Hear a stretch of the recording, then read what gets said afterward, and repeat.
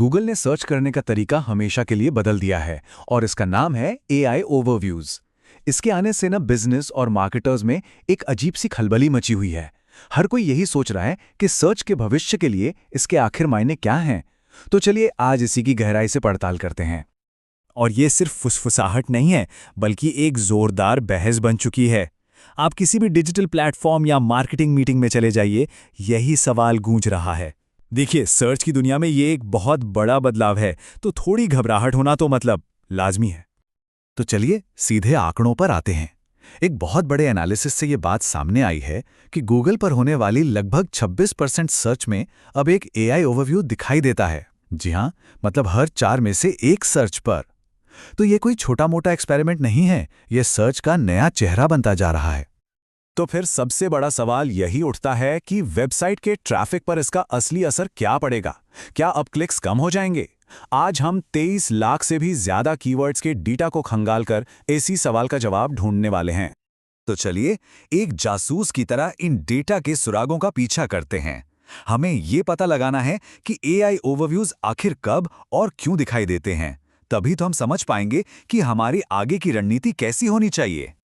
हमारी इस जांच का पहला सवाल, क्या किसी सर्च में इस्तेमाल होने वाले शब्दों की संख्या का एआई ओवरव्यूज के दिखने से कोई लेना देना है? मतलब क्या छोटी सर्च और लंबी सर्च में कोई फर्क है? चलिए डेटा में झांक कर देखते हैं। और डेटा तो भाई एक बिल्कुल साफ तस्वीर दिखा रहा है। जब कोई सिर्फ 1 या 2 शब्द सर्च करता है तो एआई ओवरव्यू दिखने का चांस होता है सिर्फ 17.8%। लेकिन जैसे ही सर्च लंबी हो जाती है, मतलब 8 या उससे ज्यादा शब्दों की, तो ये संभावना सीधा उछलकर 57.3% पर पहुंच जाती है। ये एक सीधा और एकदम क्लियर कनेक्शन है।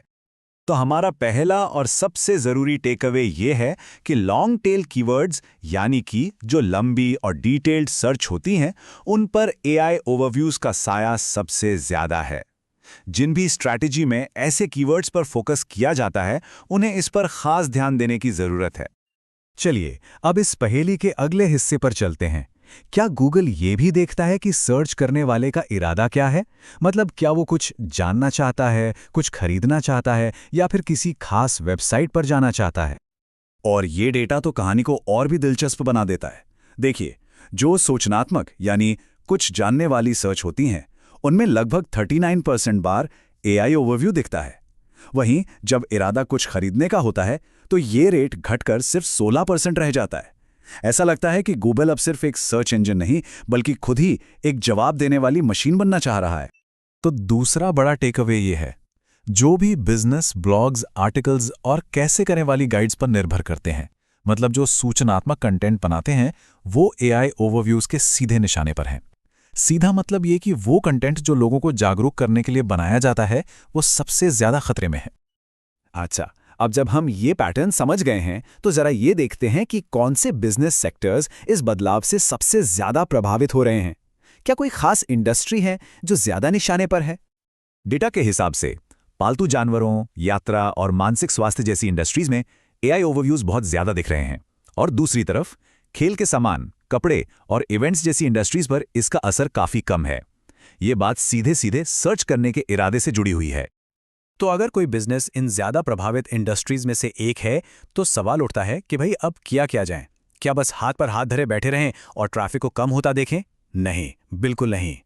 यहाँ 3 ऐसी ठोस रणनीतियां हैं जिन्हें एआई आसानी से कॉपी नहीं कर सकता।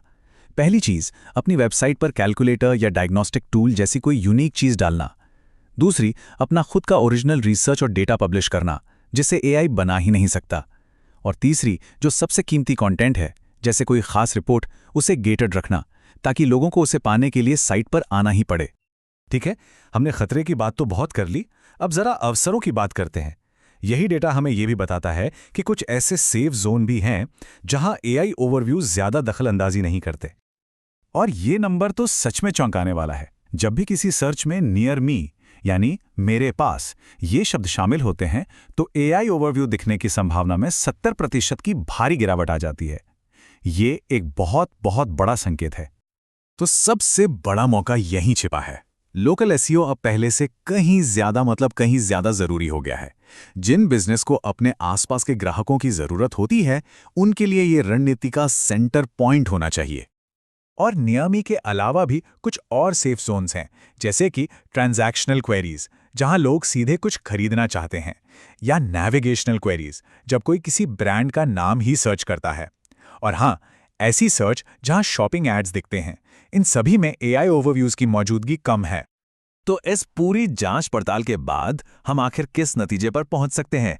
चलिए इन सभी जानकारियों को एक साफ और एक्शन लेने लायक रणनीति में बदल देते हैं। चलिए एक नजर में देखते हैं कि हमने क्या सीखा। पहली बात, एआई का दिखना या न दिखना यूजर के इरादे पर बहुत ज्यादा निर्भर करता है।